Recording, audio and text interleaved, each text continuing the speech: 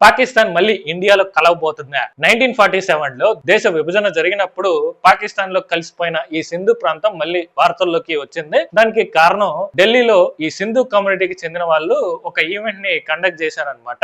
ఆ ఈవెంట్ కి chief guest గా వచ్చేసిన రాజ్నాథ్ సింగ్ గారు మాట్లాడుతూ 1947 లో దేశ విభజన జరిగినప్పుడు ఈ సింధు ప్రాంత ప్రజలు పాకిస్తాన్ లో కలవటానికి ఒప్పుకోలేదు. అలా ఎల్కే అద్వానీతో సహా మరో కొంతమంది మన భారత్ వైపు వచ్చేసారు. సో ఇప్పుడు ఈ సింధు ప్రాంతం పాకిస్తాన్ లో ఉండొచ్చు కాక, కానీ అక్కడ నాగరికత మాత్రం అది మనదే.